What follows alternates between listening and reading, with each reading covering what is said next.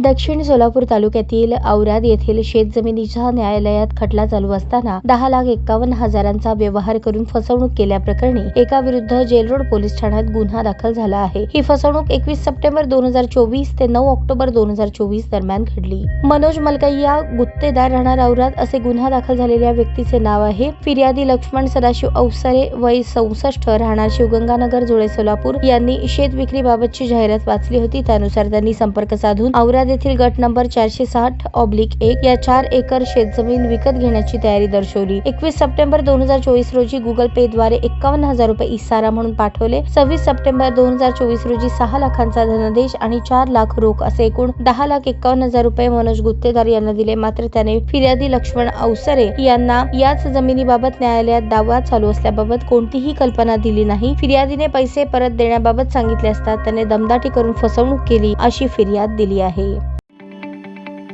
ताज्या बातम्या पाहण्यासाठी प्राईम महाराष्ट्र न्यूज चॅनलला सबस्क्राईब करा।